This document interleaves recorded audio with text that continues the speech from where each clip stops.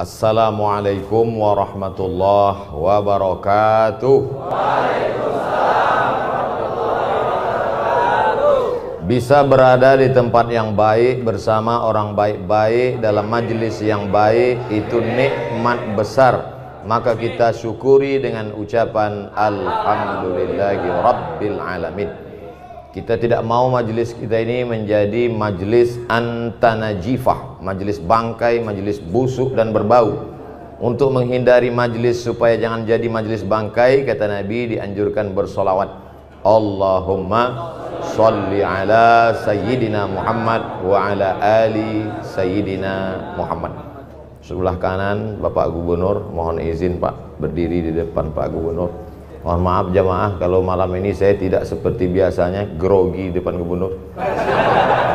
Di sebelah kiri ada pula Haji Lulung yang biasa kita lihat di televisi. Ternyata lebih muda aslinya. Saya berkesan dengan yang disampaikan Bapak Komjen Pol Syafruddin tadi. Kata beliau, kami tidak pernah berjumpa dengan Ustadz Somad kecuali di masjid. Bertemu pertama di Masjid Sunda Kelapa. Setelah itu di masjid yang lebih besar, Masjid Istiqlal. Setelah itu di masjid yang lebih besar di Pulau Sumatera, peresmian Masjid Batam. Setelah itu masjid paling kecil, Masjid Sunyadi.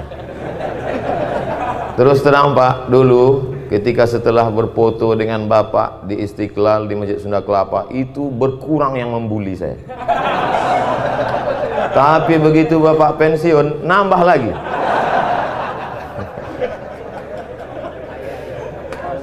Kita doakan Bapak Ketua Dewan Masjid Indonesia selalu diberikan Allah istiqomah.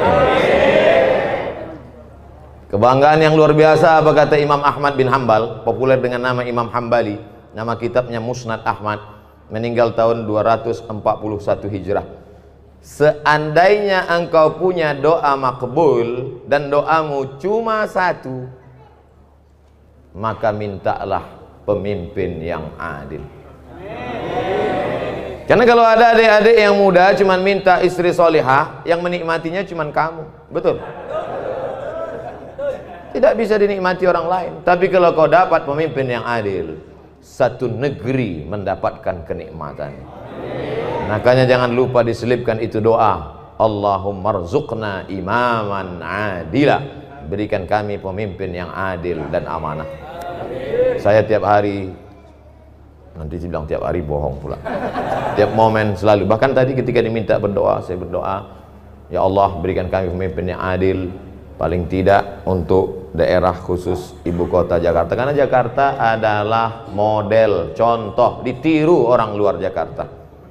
Ketika bertemu, jangan nanti dibully saya.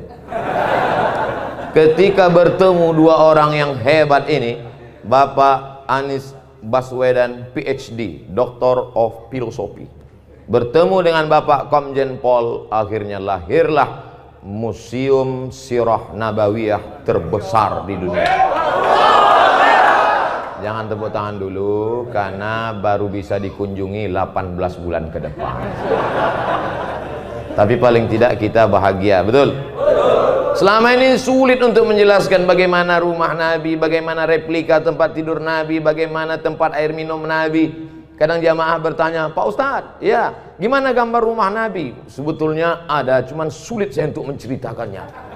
Padahal Ustadznya nggak pernah lihat. Tapi begitu museum itu nanti jadi, siap, saya berjanji akan datang membuat kunjungan akbar ke museum terbesar di dunia. Allahu Akbar. Yang tepuk tangan di masjid. Ini ada pembagian nasi kotak. Oh bukan. Saudara yang dimuliakan Allah Subhanahu wa taala. A'udzubillahi minasyaitonir rajim. Ya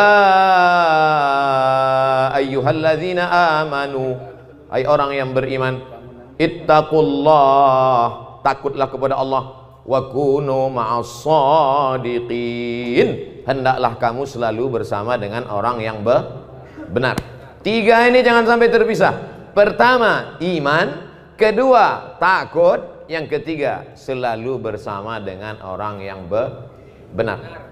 Hari ini Masya Allah tabarakallah bersama dengan orang yang benar. Ada orang tua kita Profesor Zain Bajber, yang tadi dikatakan Pak Anies umur beliau 85 tahun. Ternyata yang tua-tua jangan putus asa hari ini. Beliau baru memberikan definisi yang membahagiakan, menyenangkan hati orang tua. Orang tua adalah orang yang selalu bercerita tentang masa lalu. Walaupun dia ABG, walaupun dia mengatakan saya ini milenial, tapi ceritanya masa lalu aja, sulit move on. Maka ini sebenarnya orang tua. Walaupun usia tua, tapi kalau dia bicara masa depan, dia adalah anak muda. Betul? Mohon maaf Pak Anies, ini akan saya bawa kemana-mana saya ceramah nanti. Saya ijazah dulu. Saudara yang dimuliakan Allah Subhanahu wa Ta'ala, pentingnya idkhalus surur fi qulubil mu'minin, memasukkan kesenangan, kebahagiaan ke dalam hati orang yang beriman. Tadi saya sebelum ini bedah buku, 2 buku di JCC Islamic Book Fair. Buku pertama tentang tokoh dari Turki bernama siapa namanya? Saya mau ngetes saja, jamaah ada ikut apa enggak tadi? Badrul Zaman Said Nursi, yang bisa hafal Kamus Al-Muhit. Kamus Al-Muhit itu 3 kali Al-Quran tebalnya, bisa dia hafal. Hebat, luar biasa. Dia kalau baca buku, dia baca sekali, dia baca 2 kali, hafal. Kita nggak usah. Nah itu bukunya tadi, tebalnya 102 halaman. Harganya saya nggak tahu karena saya dikasih hadiah. Lalu kemudian buku yang kedua 99 tanya jawab sholat, ditulis oleh orang hebat juga, namanya Abdul Somad. Masya Allah tabarakallah, bisa berkumpul dengan orang baik-baik. Setelah itu saya dijemput oleh seorang ganteng anak muda generasi milenial, namanya Bapak Umar Hasan Nasr. Dengan 1 kali sebut sudah disebut beliau, orang tua beliau dan kakek beliau. Kemana kita? Masjid Cut Nyadin. Begitu sampai di luar JCC, dijemput pakai Vespa. Kan nggak mungkin kita nolak kan? Kita jamaah ini mau jemput naik apapun kita ikut aja. Saya lihat dalam hati saya, innalillahi wa inna ilaihi. Dalam hati saya ini pasti masjidnya peletakan batu pertama. Tapi ternyata Masya Allah tabarakallah, sampai di tengah jalan mogok. Sakitnya nggak seberapa, malunya. Ini pasti viral kan? Orang banyak streaming. Maksud saya itu tadi adik-adik yang men-shooting, kalau mau di-upload tolong yang mogok tadi diedit. Soalnya nanti Vespa yang mogok yang dibully Pak Anies juga. Pokoknya apapun yang terjadi di Jakarta ini semua salah Pak Anies. Padahal Vespanya mogok. Setelah sampai tadi saya tanya, itu Vespanya kok mogok Ustadz Somad? Itu businya busi untuk sepeda motor balap. Ya nggak bisa pelan. Yang naik Ustadz itu kan pelan. Astagfirullah Rabbal baraya. Tapi Masya Allah tabarakallah, luar biasa kesan. Sudah lama saya tidak naik Vespa ini, udah puluhan tahun. Ternyata kalau kita ikut anak muda itu luar biasa. Kita pun ikut muda. Saya sekarang ini rasa-rasa umur 24 aja sekarang. Masya Allah tabarakallah. Ternyata saya datang tidak diminta untuk peletakan batu pertama, tapi menyaksikan tanda tangan prasasti peresmian Masjid Cut Nyadin yang akan ditandatangani oleh Gubernur DKI Jakarta. Saya di samping. Saya nggak apa-apa takbir karena udah siap. Saya berdiri di samping. Tadi fotonya udah diupload. Alhamdulillah. Pak Gubernur, Pak Komjen Pol, saya di samping. Yang lain-lain sore udah nggak lihat lagi. Kenapa masjid ini begitu hebat? Padahal kalau dilihat bangunannya biasa aja, sempit, panasnya luar biasa. Tapi kenapa orang-orang hebat ini bisa datang kemari? Apa ceritanya? Saya di mana-mana ceramah itu tidak. Saya selalu apa yang ada di mulut saya sih. Saya penceramah yang tidak pandai sindir menyindir itu. Bukan maksud saya AC ada semua. Ada lengkap. Coba lihat 16 derajat Celcius. Cuman memang ini masjid sudah, kalau bahasa Melayunya, over capacity. Ini kita ini kalau menurut WHO, World Health Organization, ini sudah di luar ambang batas kewajaran. Ini kita sedang berebut-rebut oksigen ini sekarang. Ternyata masjid ini dari namanya luar biasa. Bapak Ibu, saya di rumah ada menyimpan 10 pucuk rencong. Mulai dari besi kuningan, sampai yang besi berkarat, sampai besi putih, sampai dari batu giok Aceh, yang terakhir dapat saya rencong dari emas. Setiap saya pakai itu selalu saya pegang, takut jatuh. Ada di rumah. Saya bangga punya rencong, saya pajang di lemari. Terakhir saya dapat berita, ternyata apa kata orang Aceh, rencong itu senjata perempuan.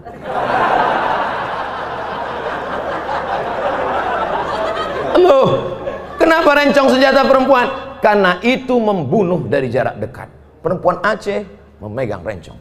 Ketika dia lihat ada yang membahayakan kehormatannya, harga dirinya, maka dia akan tusuk dari jarak dekat, mati dalam genggaman tangannya. Siapa dia? Cut Nyak. Jadi masjid ini bukan sembarang nama. Jangan nanti ditanya orang, kamu sholat dari mana? Masjid. Masjid apa? Cut Nyadin. Apa filosofinya? Entah. Cut Nyadin adalah manusia perempuan luar biasa. Diasingkan dalam keadaan kena sakit malaria, dibuang dari kampung halamannya. Bagi dia lebih baik putih tulang daripada putih mata melihat tanah kelahirannya diambil oleh Belanda. Alhamdulillah Belanda sudah pulang semua karena teriakan bangsa Indonesia, takbir! Lari Belanda, tinggal terong Belanda lagi. Habis. Saya pergi ceramah ke Maulabo. Di antara tokoh di Maulabo masih Aceh juga, namanya Teku Umar. Kalau Tengku itu ulama, kalau Teku itu bangsawan, bangsa yang hidup di awan. Teku Umar bangsawan. Ketika saya meminum kopi di warung di depan Masjid Islamic Center, tertulis di situ gambar Teku Umar besar. Andai aku mati, maka aku mati syahid. Andai aku hidup besok pagi, aku masih bisa minum kopi. Ternyata mereka menghadapi hidup itu simple, tidak ribet, tidak jelimet. Hidup itu biasa aja, guys. Jangan terlalu hidup ini dibuat payah. Andai aku mati malam ini, mati syahid. Andai hidup besok pagi, masih bisa minum kopi. Hidup sudah pahit, jangan minum kopi pahit. Tapi jangan ditulis di baju kaos. Ini banyak anak muda dapat ide langsung tulis, hidup sudah pahit, jangan minum kopi pahit. Dipakai sholat berjamaah. Bahaya, teman di belakang yang senyum. Makanya kalau ke masjid jangan pakai baju yang bertulis tulisan, polos aja seperti baju saya, baju Pak Anies. Kami tidak pernah bersepakat untuk satu warna. Beliau pakai baju biru, saya pakai sal biru. Memang ternyata orang kalau sehati itu memang. Saudara yang dimuliakan Allah Subhanahu wa taala, apa kelebihan masjid ini? Namanya punya kelebihan, perjuangannya. Maka setiap orang yang sholat di sini mengambil prinsip perjuangan itu. Sedang perempuan saja tidak mau menyerah kepada Belanda, apalagi laki-laki. Kamu laki-laki apa perempuan? Gitu kalau jawab. Sekarang banyak juga laki-laki ini ketika ditanya, kau laki-laki apa perempuan? Eka sebenarnya perempuan, terjebak di tubuh laki-laki. Kalau ada yang model-model begini, serahkan ke Pak Komjen Pol, serahkan ke Pak Polisi supaya dilatih dia gerak jalan. Memang awal-awalnya dia dilatih, dia karate biar bangkit semangat jantannya. Suruh dia lari, mungkin larinya, tapi kalau udah diikatkan di situ daging, suruh kejar anjing herder, insya Allah hilang bencongnya. Saudara yang dimuliakan Allah Subhanahu wa taala, kenapa dengan Masjid Cut Nyak Dien? Ternyata masjid ini kecil tapi perjuangannya luar biasa. Disebutkan oleh Pak Gubernur tadi, kanan jalan, kiri jalan, depan jalan, belakang jalan. Tapi akal tak pernah putus untuk berpikir bagaimana membangun rumah Allah. Tidak bisa ke samping, harus ke atas. Makanya pertumbuhan itu ke atas, bukan ke samping. Ke atas, tidak pernah putus asa. Ibu-ibu tadi semua di bawah. Mohon maaf Bapak Gubernur, Bapak Komjen Pol, ketika saya naik tadi agak terlambat di atas. Pak Gubernur minta saya duluan, saya bilang Pak Gubernur duluan. Pak Komjen Pol, saya ini jelaskan supaya jangan sampai nanti ditulis Pak Gubernur mendahului Ustadz, kena lagi. Pak Gubernur tadi mau saya duluan, saya bilang Bapak duluan. Kemudian Pak Komjen Pol, saya bilang Pak Safrudin duluan. Kenapa Ustadz belakangan? Saya masih mau menase kepada ibu-ibu, ibu-ibu semua. Mereka di bawah menyaksikan kita dengan layar. Pak pengurus masjid, di bawah ada layar, mereka bisa lihat kita.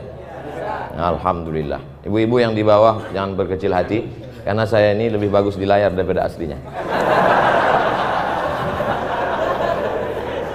Al-Mukarram, Ustadz, guru-guru kita tak dapat disebut satu persatu, tapi insya Allah semuanya masuk ke dalam surga Allah. Apa kehebatan masjid ini? Ternyata setiap hari Jumat ada program makan gratis. Mudah-mudahan setelah diumumkan ini Jumat nanti semakin banyak. Semakin banyak yang nyumbang. Bukan semakin banyak yang datang bawa perut kosong. Saya dulu pernah 2 semester di UKM, University Kebangsaan Malaysia Selangor, tidak selesai. Karena saya dapat beasiswa ke Maroko. Lalu saya tinggalkan 2 semester di UKM.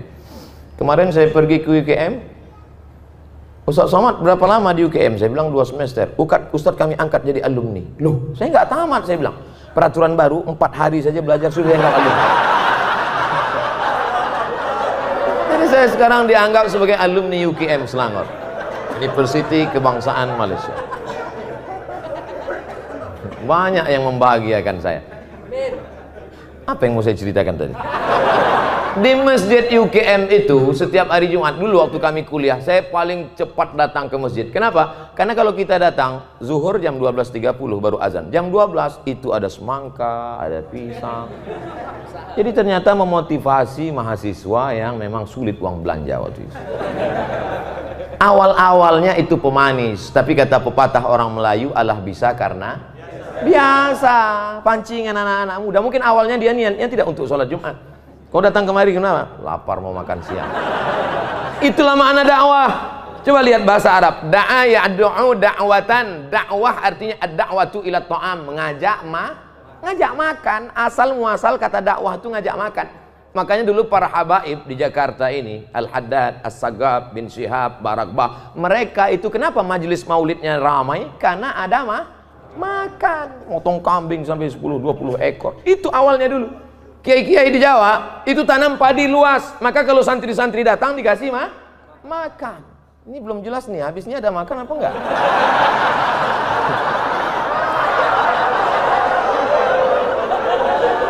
Makanya dakwah itu lembut. Gimana kalau ngundang orang makan? Lembut kan? Bapak, nanti silakan datang ke rumah ya, insya Allah ada makan. Dan setelah sampai ada makanan terhidang, nyuruhnya juga lembut. Silakan makan, lembut kan? Kira-kira ada nggak orang nyuruh makan?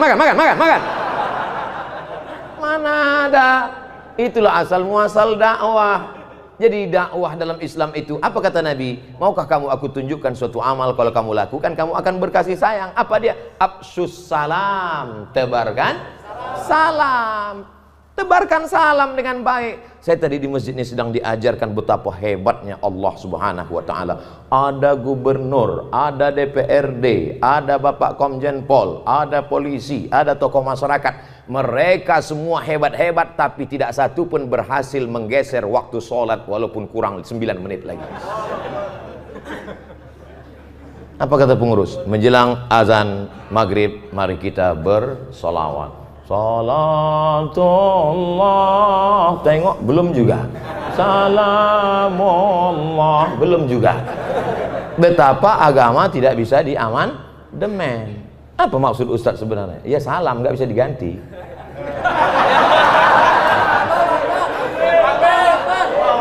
Kadang orang sulit nangkap isi ceramah saya.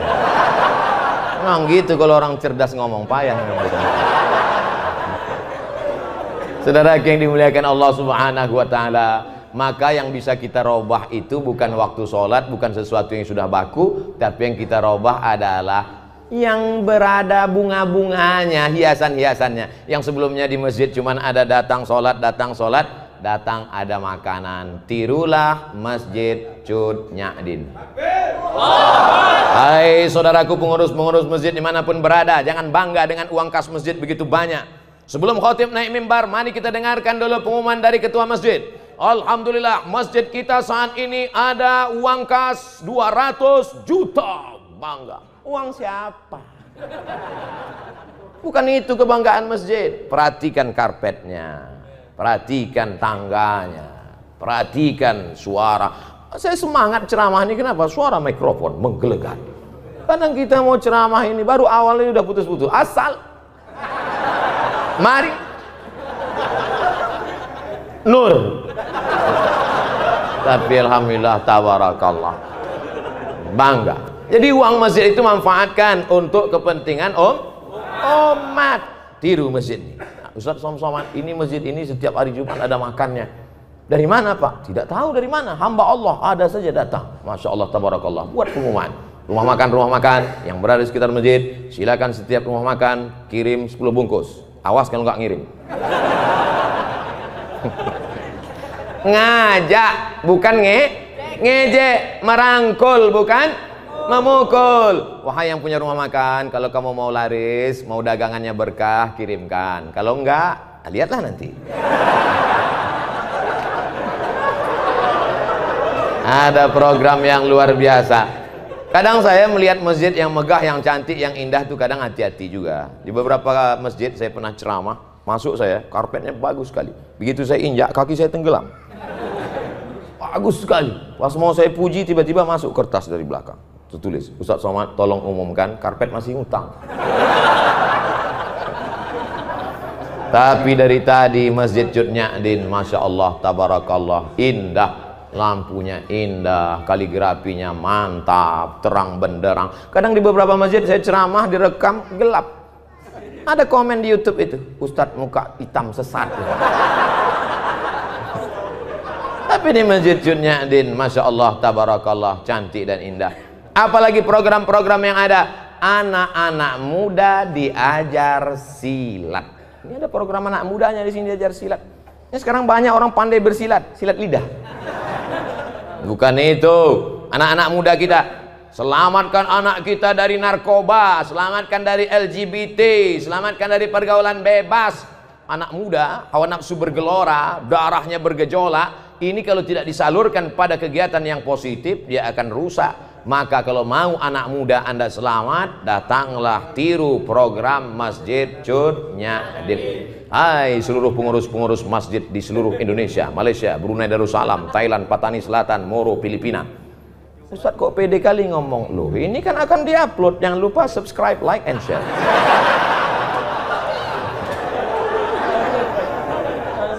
Mereka yang bingung gimana masjidnya. Mohon maaf, kita kadang berkecil hati di sebagian masjid itu, maaf beribu maaf, ini tidak ada terjadi di Jakarta. Adapun di Jakarta, Pak Wakil Ketua DMI tadi sudah ngasih tahu, masjid di Jakarta sholat subuhnya sudah seperti sholat Jumat. Kalau sudah sholat subuh seperti sholat Jumat, tak lama lagi Palestina akan merdeka.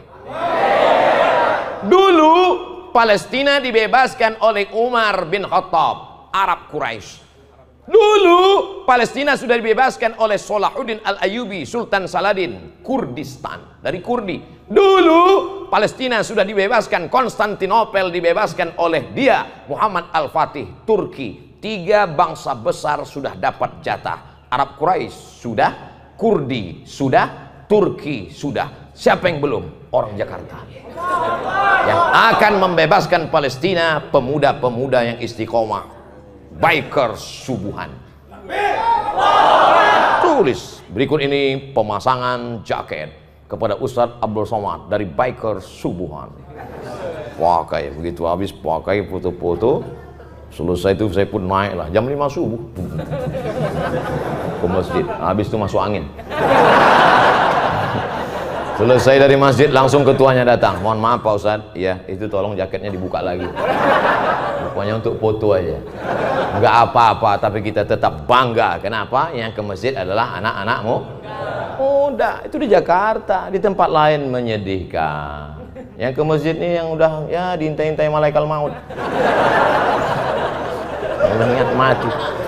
Masjid kita Masya Allah tabarakallah tuh anak-anak muda berdiri. Anak muda. Gimana anak muda ini bisa berdiri, nggak dapat tempat?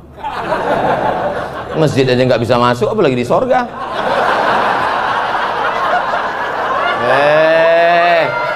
Ustadz Somad jangan sombong ya. Justru orang yang sombong itu yang tidak akan masuk surga, betul? Loh, banyak yang la yadkhulul jannah, tak masuk surga man kana fi qalbihi, siapa yang dalam hatinya mithqala habbatin min khardalin min kibrin, ada sombong sebesar biji sawi. Saya akan menyampaikan ini tepat pada 7.20. Setelah itu saya mohon izin. Loh, Ustadz yang ngajak orang sholat berjamaah, apa nggak sholat isya? Saya sudah jamak takdim. Ini perlu saya jelaskan, jangan nanti jadi fitnah. Ustadz Somad diajak oleh gubernur nggak sholat isya berjamaah. Pak Gubernur lagi yang kena.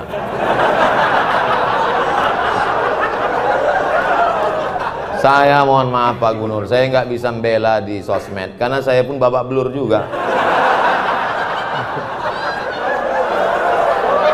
Tapi insya Allah kalau kita tidak ada dendam, tidak ada marah, semuanya enjoy, semua kritikan itu kita anggap sebagai cara orang untuk menunjukkan bahwa kita rendah di hadapan Allah Subhanahu wa Ta'ala. Saya kemana-mana, kalau di Jakarta salaman, cium tangan. Orang Jakarta kalau di Sumatera cium sekali. Jakarta kalau di Riau, di tempat saya di Medan cium sekali. Jakarta cium auto reverse, tuk tuk tuk tuk tuk. Baju dicari, luar biasa sambutan orang Jakarta. Disambut, diberi kursi, ceramah, letak tinggi. Di sini aja saya ceramah berdiri.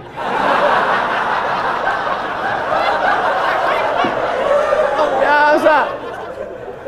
Itu kalau tidak dibully orang, kalau tidak diijai orang, itu lama-lama muncul ujub kita, muncul takbur kita. Dipanggil Al-Mukarram, Al-Ustadz, Sahibul Fadilah, Profesor, Doktor, Abdul Somad, LCMA. Lobang hidung hampir sebesar terowongan Mina. Tapi begitu kita dibully, diejek orang, baru sadar. Di situ dia panggil aja, Somad, Tomat, kurus kering krempeng gitu. Dulu awal-awalnya saya termasuk orang emosi juga. Begitu dia bully sekali, saya lapor ke Polda. Lapor Polda panggil, saya datang 2 kali, saya datang ke kejaksaan. Udah saya duduk, mana dia Pak yang bully saya kemarin? Mencret. Sejak itu saya nggak mau lapor lagi. Ternyata yang di internet bully itu pengecut-pengecut semua. Pernah jumpa saya di parkiran mobil. Saya kalau di Riau nggak pernah pakai pengawal, nggak ada pakai, saya nyetir sendiri. Ketemu saya itu yang ngejek, saya kejar, pantang-panting lari. Oleh sebab itu maka Allah membela. Saya tidak pernah menyusun skenario harus begitu, harus begini, enggak. Saya belajar aja. Belajar saya ke Sudan, habis itu nulis disertasi. Sidang saya 24 Desember diumumkan oleh Profesor Dr. Umar Al-Ma'ruf Ali dengan ini. Setelah menyidangkan disertasi setebal 637 halaman, maka anak Indonesia ini melayak dapat gelar PhD, Doctor of Philosophy, dengan gelar Doctor of Philosophy Mumtaz Cum Laude gitu. Selesai bulan Desember. Bulan Januarinya terbang saya ke Brunei Darussalam, diumumkan oleh Rektor Unnisa dengan ini melantik Profesor Dr. Abdul Somad LCMA sebagai visiting professor pada Faculty of Usuluddin University Islam Sultan Syarif Ali Brunei Darussalam. Selesai, habis, itu aja kok repot. Oleh sebab itu saudara yang dimuliakan Allah SWT, jangan pernah berharap kepada manusia, jangan pernah bersandar kepada manusia, bersandarlah kepada Allah. Apa pernah saya membalas caci maki, sumpah serapah di YouTube, di Instagram? Ada? Gak ada, pernah saya nggak baca.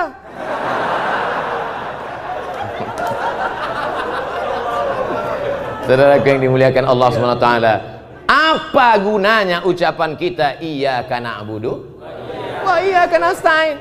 Mungkin begitu cara Allah ingin menghapuskan dosa kita. Mungkin begitu cara Allah ingin mengangkat derajat kita. Bayangkan Kita tidak pernah memikirkan dia sekalipun, tapi dia memikirkan kita 24 jam. Siang malam dia berpikir gimana cara membuli, gimana cara membuli. Sementara kita nggak pernah mikirkan dia, walau sedetik pun. Kasihan deh lu. Loh, kok jadi curhat jadinya? Saudara yang dimuliakan Allah Subhanahu wa taala, maka masjid itu yang dijual adalah programnya. Kalau sholat cuman masjid dipakai untuk cuman sholat Jumat, apa gunanya masjid? Allahu Akbar, Allahu Akbar. Kami pun mampir ke masjid. Saya diundang jam 4 subuh. Naik mobil dijemput, datang. Pas dengar suara azan, kami pun mampir. Ini udah dengar suara azan. Kami pun mampir. Rupanya azan handphone. Masjid dikunci. Masjid berikutnya kami mampir lagi, dikunci. Sampai saya terpikir, kenapa nggak mereka tulis aja di pintu itu, Masjid Al-Ikhlas, Jumat saja. Tempat tidak boleh disebutkan, menjaga kode etik jurnalistik. Sampai akhirnya kami lihat ada masjid yang buka, masjid rumah makan. Alhamdulillah kita bisa sholat subuh, sudah lewat 20 menit. Sampai di dalam masjid, lihat supir truk tidur semua. Bau ngences, bau air liur semua. Saya panggil tim ngomong sama resepsionis rumah makan itu, kasir ngomong. Apa ngomong sama dia Pak Ustadz? Kasih tahu, ganti karpet itu. Jangan biarkan orang tidur di masjid. Bau masjid, kotor. Kenapa nggak Ustadz yang ngomong? Badan dia tegap. Kita cari tim yang tegap. Satu tim ngomong, Pak, itu masjid rumah Allah. Kenapa dibiarkan karpetnya kotor? Kenapa dibiarkan orang-orang tidur di sana? Itu bukan tempat buang najis kotoran. Itu adalah rumah Allah. Baik Pak, iya kami akan ganti. Kebetulan tim kita ini tegap, besar, kumisnya melintang. Kalau kau punya jabatan, kau punya kekuasaan, kau punya otot yang tegap, pakailah untuk menolong rumah Allah Subhanahu wa ta'ala. Ustaz Abdul Somad suaranya aja besar. Banyak orang mengatakan, apa itu Ustaz Somad itu Ustaz keras? Suaranya. Hatinya lembut. Selembut sutra. Kalau tak percaya, belahlah dadaku. Saudara yang dimuliakan Allah Subhanahu wa ta'ala, maka apapun yang kita punya, penyerahan plakat penghargaan kepada yang sudah memberikan hartanya untuk masjid Cut Nyak. Kira-kira plakat itu dibawa mati nggak? Tidak. Lalu maksud Ustaz plakat itu untuk Ustaz aja? Enggak. Plakat itu letakkan di rumah, anak cucumu akan melihat, dia akan bertanya, papa, mama, itu apa? Plakat. Plakat itu apa? Diberikan oleh masjid Cut Nyak. Papa dulu ada minta enggak? Enggak. Untuk apa? Supaya mendidik mereka. Seringkali kita berkata bersedekahlah. Papa udah sedekah? Belum. Tapi ini langsung bersedekah dengan pemberian. Bapak mungkin tidak penceramah, Bapak mungkin tidak populer, Bapak mungkin tidak punya follower seperti yang dikatakan pembawa acara tadi 1 juta. Itu yang ada perlu saya luruskan itu. Dulu setahun yang lalu 9 juta follower. Hilang. Sekarang yang baru ini 2,6. Yang baru ini 2,6. Ini nampaknya habis ketemu Pak Anies hilang juga ini.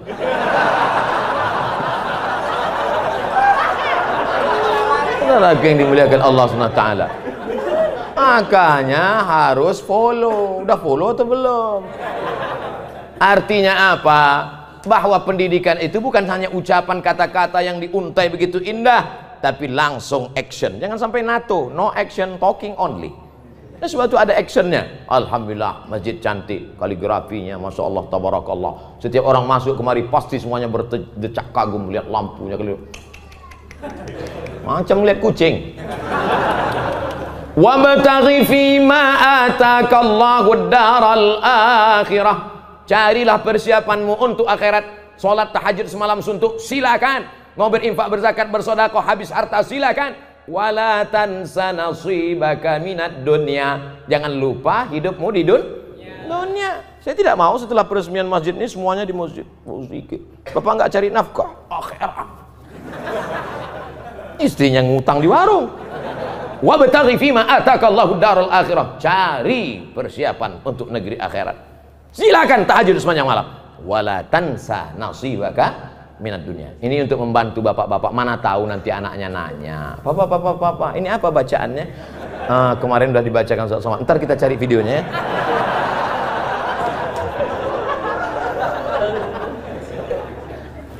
Yang punya masalah dalam hidup, Hidup adalah tempat masalah. Berani hidup, berani menghadapi masalah. Takut hidup, jangan. Wa may yattaqillaha yaj'al lahu makhraja. Siapa yang bertakwa kepada Allah, maka Allah akan berikan dia makhraja. Makhraja, solusi terhadap masalah yang dia hidup. Apapun masalah hidupmu, kuncinya satu, takut kepada Allah. Ini sekarang orang takutnya bukan sama Allah. Ayyalas salah. Iya Pak. Kalau atasannya yang manggil, ya Pak, sebentar Pak. Oke Pak, iya Pak. Datang jam 7 ya, 6.30 sudah duduk. Tapi kalau panggilan Allah, ayyalas salah, tetap. Ente nggak ke masjid? Waktu panjang, brother. Padahal panggilan inilah yang akan menyelamatkan engkau dari azab kubur. Betul? Panggilan inilah yang melapangkan alam barzahmu. Maka sebelum salam kau katakan, Allahumma inni a'udzubika min azabi jahannam, wa min azabil qabri, wa min fitnatil mahya wal mamat, wa min syarri fitnatil masihid dajjal. Itu yang menyelamatkan engkau di hadapan Allah. Inna awwala ma yuhasabu bihil 'abdu yaumal qiyamah. Yang pertama kali dihisab, dihitung, dikira pada hari kiamat nanti, salatuhu. Malaikat tidak akan tanya, dulu kau sempat jadi kepala dinas, kepala badan, kepala kantor. Malaikat tidak akan tanya, kau dulu PNS apa non PNS, apa honorer yang nggak diangkat-angkat. Yang akan ditanya adalah salat. Al-akhillah. Semua orang yang berteman, berkawan, bersahabat di dunia, ba'dhum li ba'dhin adu. Mereka akan menjadi musuh di akhirat. Gara-gara kamu nggak sholat. Gara-gara kamu aku nggak sholat. Kenapa? Gara-gara kamu aku pakai narkoba. Kamu salah juga. Kenapa mau aku ajak? Gratis sih. Tapi orang bertakwa illal muttaqun. Orang bertakwa akan saling memuji, puji, memuji. Gara-gara bapak saya tahu masjid itu cantik dan indah. Gara-gara Pak Umar saya datang ke masjid Curnyadin. Kalau tidak maka mungkin sampai mati saya tak akan mampir ke masjid ini. Jazakumullahu khairal jaza. Nanti bapak ibu kalau sudah melihat nanti di surga, masuk ke dalam surga, sudah ketemu dengan Pak Gubernur Anies Baswedan PhD, sudah ketemu dengan Bapak Komjen Pol, sudah ketemu dengan Bapak Zen Bajeber. Loh, Ustaz Somad di mana? Jangan heran, saya bukan terlambat, tapi saya sudah duduk di VVIP. Nampaknya ada yang nggak ikhlas. Yang nyuruh doa gitu Nabi. Apa kata Nabi? Idza sa'altumullaha fas'aluhul firdaus. Kalau minta surga, mintalah surga Jannatul Firdaus. Tapi nggak semua orang pede minta Jannatul Firdaus. Ada juga orang ketika minta Ilahi lastulil firdausi ahla. Dia tidak minta Jannatul Firdaus, malah dia ngomong, aku nggak layak masuk Jannatul Firdaus ya Allah. Ilahi, ya Allah, lastu, aku tak layak lil firdaus, bagi surga Jannatul Firdaus ahla, aku tak layak masuk surga. Jadi kau nggak mau masuk surga, kalau gitu masuk neraka ya. Wala aqwa ala naril jahimi. Kalau gitu kau masuk neraka, aku pun nggak kuat masuk neraka. Jadi gimana? Mau masuk surga katanya nggak layak, mau masuk neraka katanya nggak kuat. Jadi gimana malaikat? Udahlah masukkan aja di kaki-kaki limanya, nggak apa. Nah, itulah yang dari sekarang udah kelihatan yang di emperan-emperan masjid. Insya Allah masuk juga. Jangan sangka diri kau hina, tapi husnuzonlah kepada Allah. Apa kata Allah dalam hadis qudsi? Ana inda husni zanni abdi bi. Aku menurut prasangka hambaku kepada aku. Maka bersangka baik kepada Allah. Tapi sangka baik ini setelah ibadah. Ini banyak juga orang sangka baik nggak ibadah, bangun jam 9, dibangunin sama istrinya, mas, nggak sholat subuh tadi, sangka baik pada Allah. Di mana dulu kenalnya? Di masjid. Yang ngomong gitu siapa? Pak Komjen Pol. Dalam perjalanan kami rasanya ketemu Ustadz Somad tidak pernah di luar masjid. Sebetulnya beliau hanya ingat yang masjid saja. Saya ingat juga yang nggak di masjid. Di mana itu? Republika. Ketika penobatan Abdul Somad sebagai tokoh pembaruan. Saya sebenarnya mau mengingatkan sama yang lupa-lupa aja.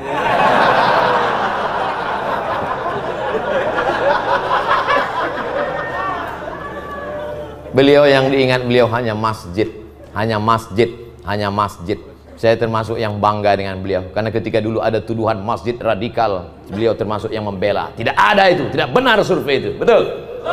Oleh sebab itu maka kita membangun di masjid. Makanya jangan sampai anak kita bertanya, papa, iya, itu kawan papa ya? Iya. Dulu kenalnya di mana? Dulu waktu sakau. Apa kata beliau tadi?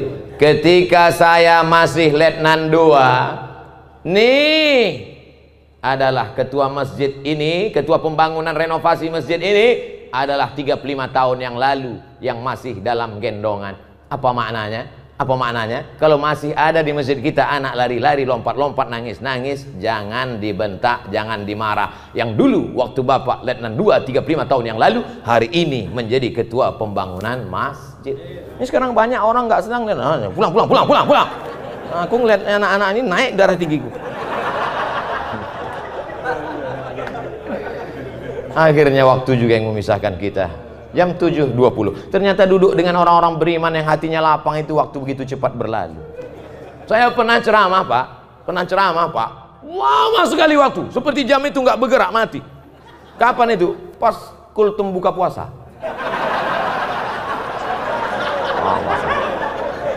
Sampai saya semua jamaah khusyuk nunduk semua. Tapi hari ini masya Allah tabarakallah, selesai ceramah saya kasih tahu, bapak-bapak, ya tadi saya terus terang kultum tadi lama betul. Kata mereka, kami yang dengar lebih lama lagi, Pak. Insya Allah 7.20 waktu begitu cepat berlalu. Saya mohon maaf, mohon izin karena terus meninggalkan. Jangan ada fitnah di antara kita. Saya sudah sholat jamaah takdim. Kebersamaan kita di dunia, bersama di dunia, bertetangga di surga.